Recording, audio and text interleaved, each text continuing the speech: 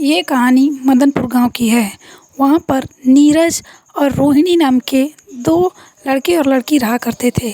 उन दोनों में आपस में बहुत ही गहरा प्रेम संबंध था। कुछ दिन बीतने के बाद उन दोनों की शादी की तैयारी होने लगी थी। उस दिन उन दोनों की शादी का दिन था। नीरज के दोस्त बहुत ही खुश थे। बैंड बाजे वाले भी खुश होकर बजाने में बहुत ही मगन थे, पर उनसे ज़्यादा नीरज के दोस्त खुश होकर डांस कर रहे थे।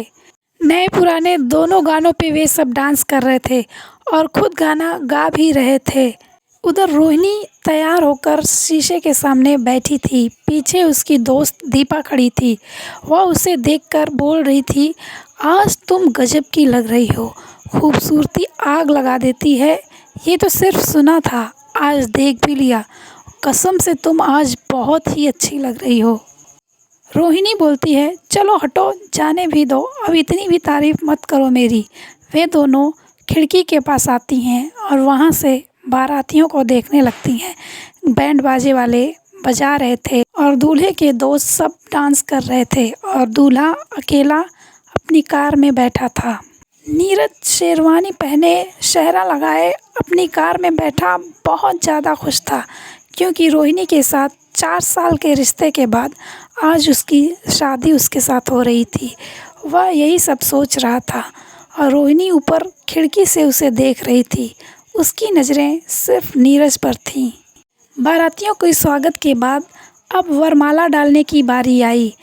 दोनों एक दूसरे को, नीरज और रोहिणी, वरमाला डालने के लिए तैयार थे। जैसे ही रोहिणी वरमाला डालने के लिए आगे बढ़ती है, नीरज के दोस्त उसे ऊपर उठा देते हैं। वह वरमाला नहीं डाल पाती है। वह बहुत ही तेज़ गुस्सा हो जाती है। दीपा, उसकी दोस्त, और रोहिणी दोनों वापस जाने का नाटक करने लगती हैं।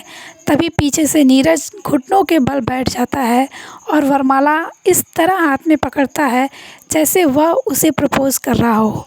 वह उसे आई लव यू बोलते हुए पुकारता है। वह पीछे मुड़कर देखती है।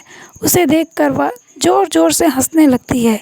करीब करीब 5 मिनट तक वह हंसती ही रहती है। उसकी हंसी रुक ही नहीं रही थी। नीरज उसे बुलाता है, रोहिणी, रोहिणी, पर रोहिणी और ज़ोर ज़ोर से हंसते हुए चेहरा ऊपर उठाती है तो उसका चेहरा एक खतरनाक चुड़ैल के रूप में बदल जाता है।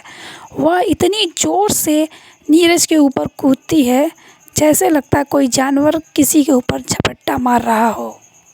फिर वह हवा में उड़ने लगती है।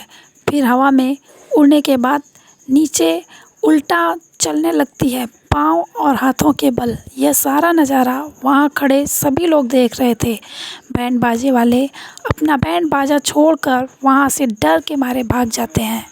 ये सारा वाक़या वहाँ देखते हुए रोहिणी की मौसी बोलती है, तंत्र किसी ने मेरी बेटी के ऊपर कर दिया है।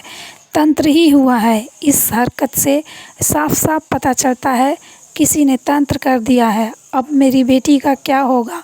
और उसकी दोस्त दीपा खड़े हुए सोच ही रही थी, आखिर ये सब क्या हो रहा है। 10 दिन हो जाता है।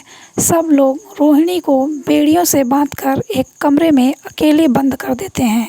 10 दिन बीतने के बाद भी उसकी हरकत में कुछ भी सुधार नहीं होता।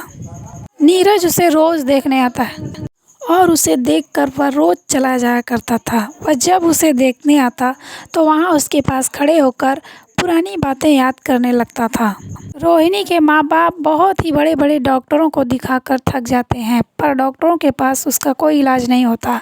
क्या रोहिणी की सेहत में कोई सुधार होगा? यह जानने के लिए हमारी अगली कहानी को ज़रूर सुनिएगा। अच्छी लगी तो लाइक, कमेंट और सब्सक्राइब कीजिएगा।